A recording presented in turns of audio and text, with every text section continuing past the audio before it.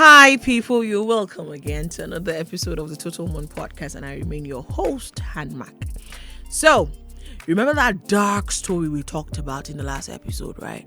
Good. It sounded very dark and creepy, but today I want us to talk about it in more enlightened position, from a more enlightened position. Family did all that to me. Family did all that, blah, blah, blah, and all that. But the question is, how did that affect me, right? We're able to underline the fact that it took away faith in family, that familial ties, that when you go back to people you live with, people you're associated with by birth and all that. And, but I think there are some things that stood out for me, which was that I realized that I was not, I was that child that didn't like to be touched too much. I had a problem with touch. That's one. Two, I had a space where you don't enter my space. I have to allow you to enter my space. And every information I tell you is very micromanaged. I'm never vulnerable. I can assure you that vulnerability is tough on me. And I realized that was it because over time, I realized something also that is consistent with rape is that the moment you've been raped, there's a tendency, because you have not dealt with it, you have a tendency to attract that very same. I don't know how it is. It's almost, I don't know whether it's mystical. I think science can be able to explain it a little bit further, but it's like you have a tendency to attract that same thing. So it's like everywhere you go, somehow it's like there's an announcement in the atmosphere that says, come rape, this one is available, come rape, this one is available, or something. I just don't know what is it about it. But if you were to ask me, I think the first time I tried it, there was a pastor I was sharing with a friend of mine just now, that the first time I tried to talk about it, because the day I talked to my dad about it, I moved on. And then a year later, I talked about it with a pastor friend of mine. And somehow, I don't know how he ended up, and eventually I was raped again. By raped, I mean, this one was not, we look at it, the fact that you raped a person does not necessarily mean that all the time you're fighting. There's a part where the person just yields to it to avoid being beaten, but it's nonetheless still rape. And I remember that we're having the conversation. I wept and I broke down and I wept. I was talking about how I felt not protected and all of that. The helplessness of the situation took me over while I was sharing it. Bam! It happened again. And I just didn't know. I went back home and very broken again. It's like I just can't help it. I tend to attract this thing over myself, that it's like almost every time, at every turn in your life, something it's like I had no control over my sexuality, and that was intense for me. So I decided to take back control. So I realized something about myself. I'm never really losing control. Every situation in my life is almost always managed. So I don't feel completely. I don't let myself to feel, and that was trauma. I don't receive completely too, because if I'm receiving completely, I'll be losing guard and I'll be losing control, and for that I was not sure I wanted that for myself. So it's like that put together again put on a strain on myself. So it's like I was just this very guarded individual that it's difficult to catch me unaware.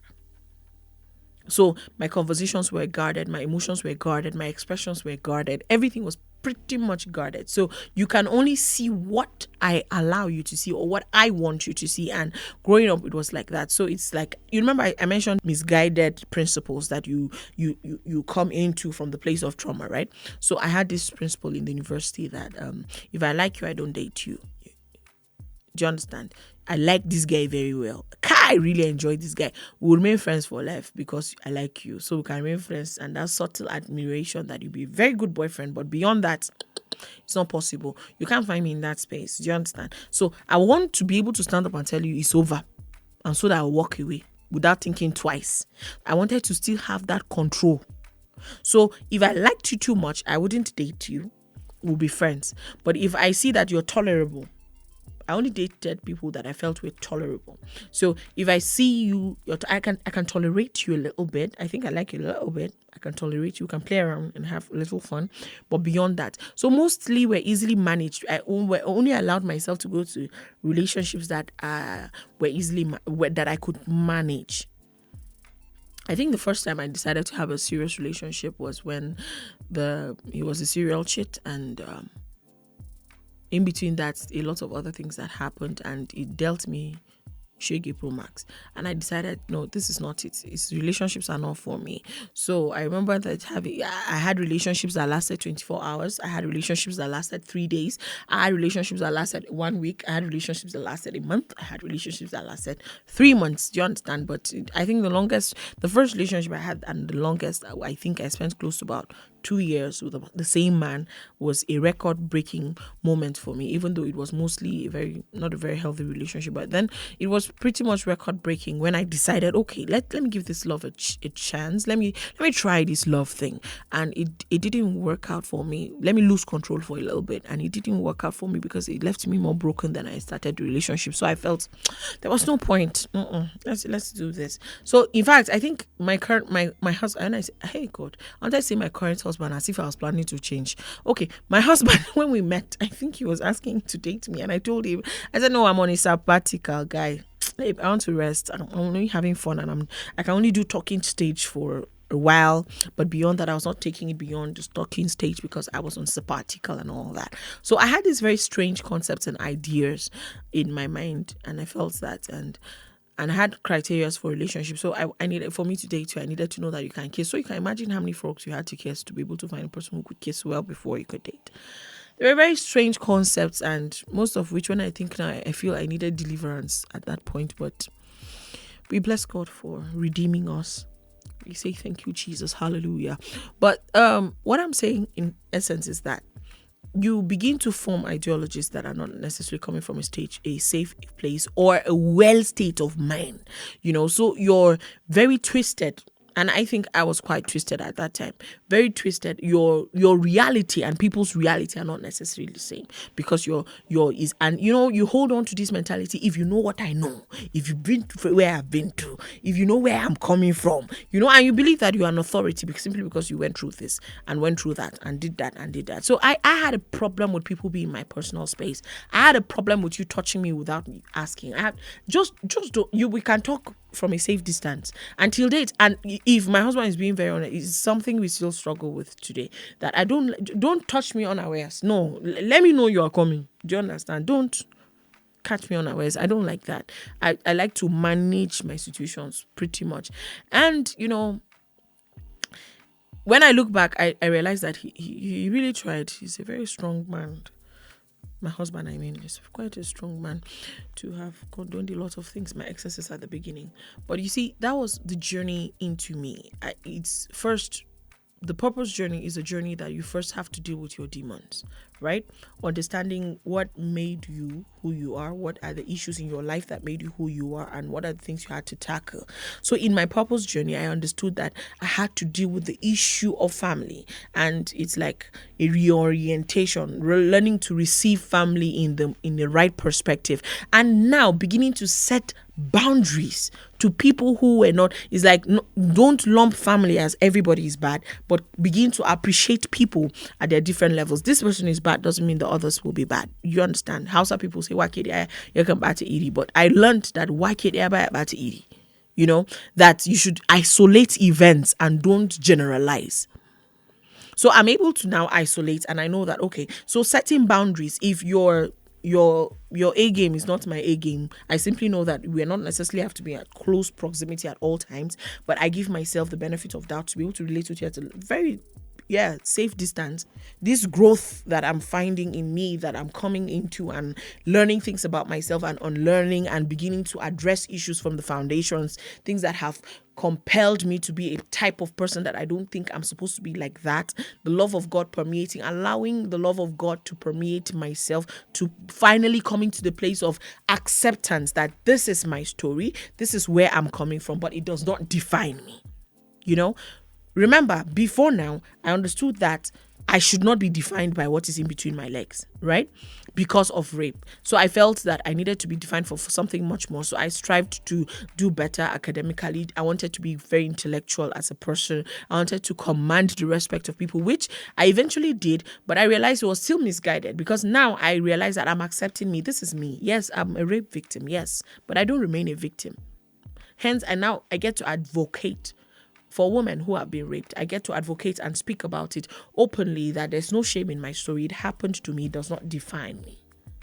Right? So I'm able to help you because I've been there and I've found healing. I'm now able to help from that perspective to know the pitfalls and things you could possibly fall in and go wrong, ways you could possibly go wrong, and be able to address it from that standpoint of understanding. So I realized that, yes, it was not supposed to happen. Yes, it could have been avoided. Yes, it could, everything that I could tell myself, I agree. But I also know that it makes me a better version of me. Not that I'm hoping that you go out and get raped. Oh, please don't.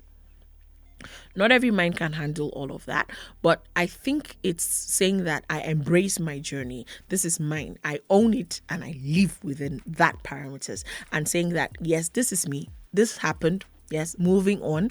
What's the next chapter? What do we face next? So I'm saying that there are things that telltale signs that tells you that things are going wrong. And I think the whole concept of having this conversation is to be able to, first of all, make parents understand that there are boundaries that you're supposed to take in your house, boundaries that you're supposed to have that should protect the child, protect the people living under your roof. Be more intentional about interacting. The African culture that does not necessarily encourage, the man is the head of the house and all of that, but so the head doesn't have to talk to the tail or the leg. Those kind of things, those little things, innuendos that we inherit from our African culture. I think when I'm talking about, let me even bring it down to my Tarok culture. The typical Tarok man would prefer not to be in the same room with his wife. So you see, finish should not be there. The woman cannot know all of you. They should have something to lord over the woman. And all of that. Then the children, the girl child can be with her mother, but the boy child, when growing, when it gets to a particular level, they would like to detach you a little bit from your mother so that you don't grow up and become a simp. By that, I mean a simpleton. You should not become a simp because you'll be too emotional. You'll be too, a lot of things put together. You'll be too all of that. So they don't want that, and they don't want you to grow up with a feminine mentality. But I understand that it's just a man who grows up and it's intentional about his mother and they have a good relationship. Of course, a healthy one, not the mama's boy. A healthy relationship. That's where the father comes in. A healthy relationship eventually is more emotionally aware of his surroundings. So you find men that are quite sensitive to people's needs, and you understand that this man is cultured. That's what we call it actually in exposed society. A man is cultured. Right? So men, please take note. We need you to be cultured. Yeah. Please do well to be cultured. Be sensitive. It's not just a word. It's something that people experience and can live it. So try being that. Yes. So moving on. Not antagonizing men, of course, but moving on to other things. I'm saying that. So with all of this, the whole concept of this rape and all of that, I realized that if you're unable to attend to it and give it the necessary attention that it needs, by that is facing it. And I met a friend of mine who died last year. I think it's this year. Miriam died this year. She taught me something. She's a clinical psychologist and deals with trauma. That's her area of specialty. So I was so broken at that time and I just needed help, I think, at that time. I was dealing with so much on my plate. So I decided to take myself into therapy. And it was good that it was my friend that was the therapist. Yes. So I'm saying it's shocking you have people, Barbie. Yes. African people do therapy too. An example, Hamak. She does therapy. We go into therapy. We go and get your mind checked properly because mental health is real. And you will not understand how much it affects you until you begin to misfire. And especially when it begins to cost you money because you're making business decisions from the place of emotions. Then you realize that you needed your head checked. Moving on. So I went to her place. She has a place. She does. Is it a health? I can't remember the name of her place now. But I think she has an office. She's in Abuja then, and I went to her place, and she set me straight on so many levels, and she told me to write God a letter. That was my therapy session, right? Every time we meet, we sit to talk. She told me write, and her position was I should write God a letter. She says she sees that the biggest person I'm offended with is God. I said, and I just looked at her. I didn't say a word. And because I love things contained. So when she leaves the room that we're talking, I will weep. The moment she comes, I clean my face and I'm back to this serious, well put together. And you see, all of those things tells you that if you want to have to control every situation, you know that there are issues you have to deal with. If you have to be in control at every time, it's not that you love being controlling. It just tells us that there's a lot that you're dealing with that you have not dealt with yet. You've not come to the truth of you. You're not living in your truth. And you see that thing, by that truth bar, is something we all have to face at some point in our lives, and face the truth. So it's like, when you look at family and family does that to you, it destroys every hope you have in the family system. But trust me, now reinvented, I now have family, and I love what the family I have is encouraging. But I understood that the problem was not just family as a deterrent to purpose. It was boundaries that were missing in this family sector. Yes, I will say sector. In that whole family African sector, the boundaries that were missing that made sure that I was deeply hurt.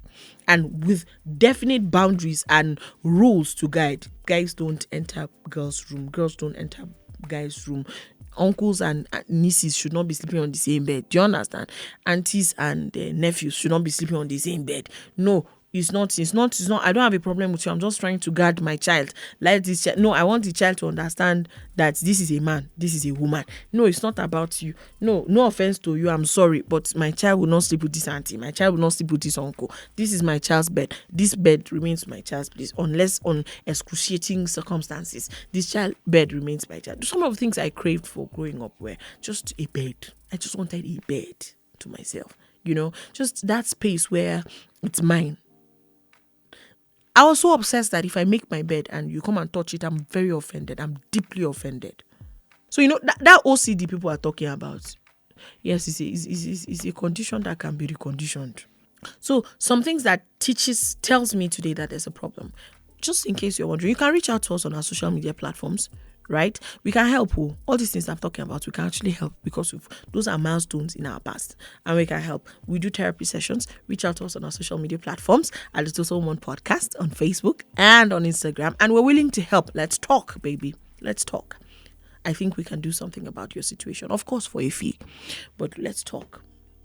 For my loyal fans, there's a subsidized rate. Of course, we'll talk some more later.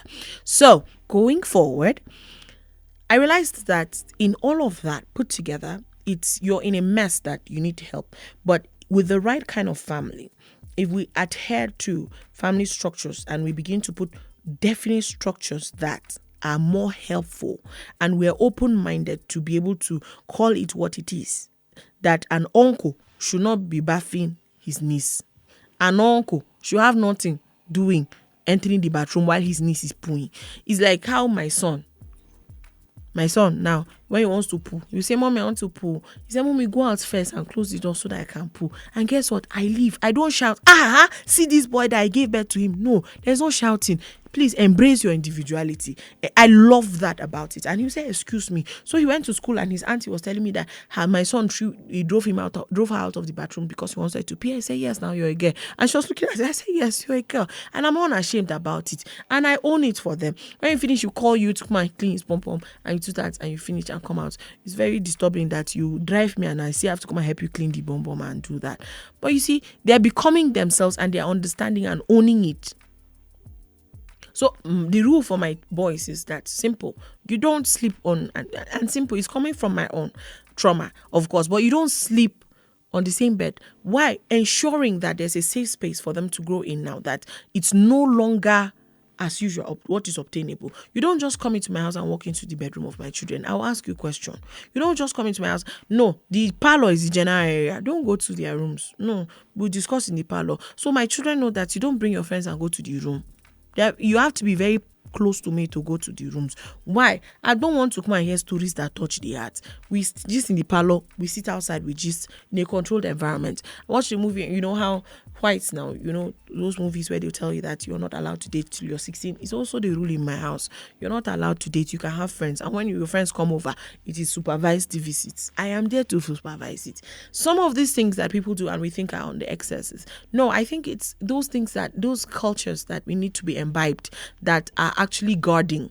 They guard the child. They guide the child into adolescence. They guide the child into adulthood in a more safe environment.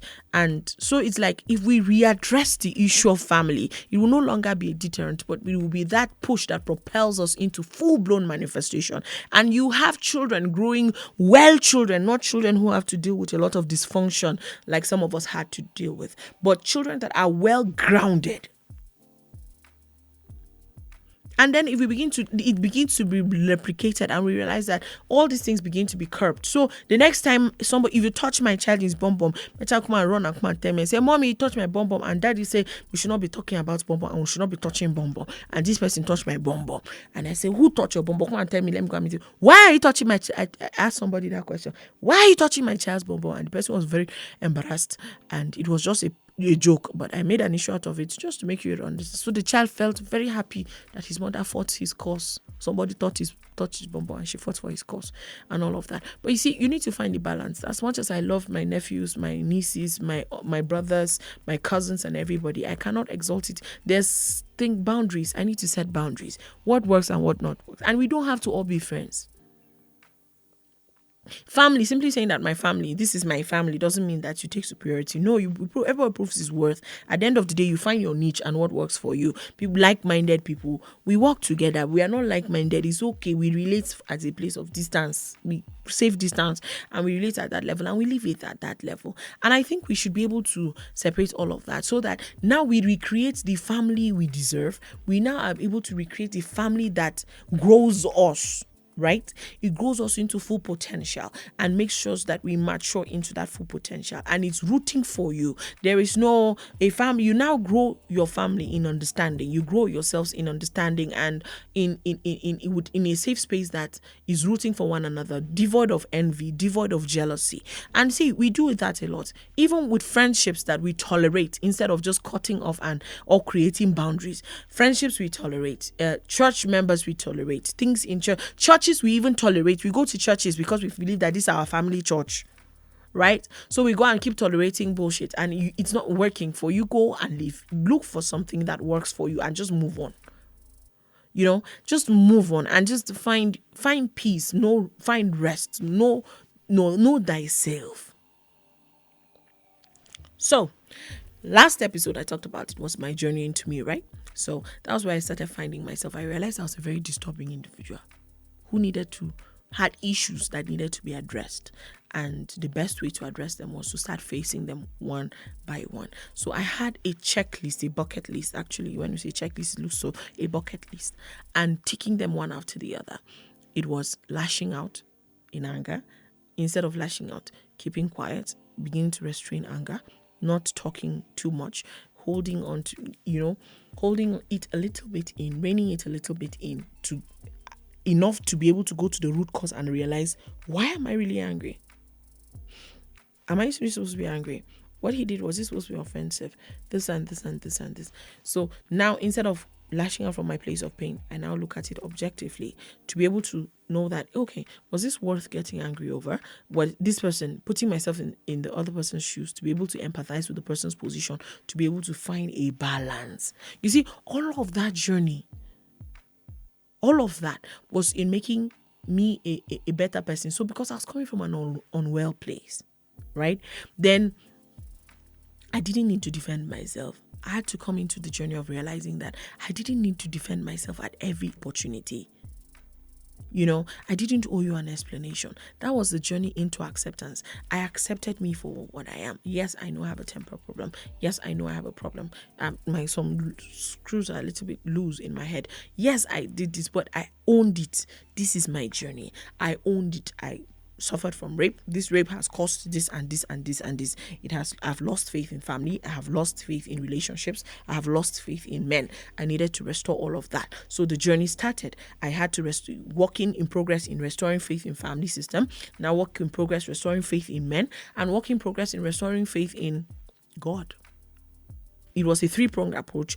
There was family, there was men, then there was God, right? So it started on that aspect. I had to journey into faith, journey into men, journey. And guess what? The good part about it, do you know that? Did I mention the fact that I'm a minister? I'm a gospel minister. It tells you I've come a long way. Girl, you can do it. So I think what I'm trying to say is this: it's possible, it's obtainable, and it's workable. Holla at your girl. Talk to me. Let's get talking. And let me show you how it's possible. In faith, religion, check me out. Guess what? I'm actually married. Yes, I'm actually very married. So yeah, actually happily married. So I think I'm happily married. And guess what? I think I had one of the best relationships with my parents. So if you go back, my dad was my best friend. My mom is still my best friend. My dad was my best friend because he's late now. But my mom is still one of my best friends till date. Most of the things I do, she's the first person I run to. She's the first person I run things by.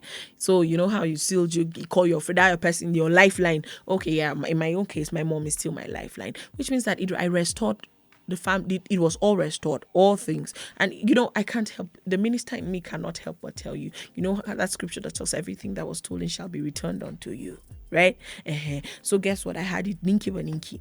If you want to know more about Ninki Baninki, let's talk in our next episode. But guess what? I said follow us up on our social media platforms at the Total Woman Podcast on Facebook and Instagram, right? Check us out. And guess what? Don't be afraid. It's not a shy journey. It's not a shame journey. It's own it. And that's what I want to leave you with today. Own your journey and start working on you. And trust me, you'll be far better than where you started from every day as far as you're intentional. So come on, let's go into that intentionality about ourselves today. We'll talk some more, right? I said 3 parts: family, men, and religion, right? My faith. So we'll explore them all next. I think we'll explore God first. We'll start with God. See you next episode as we talk about Handmark and God. Bye.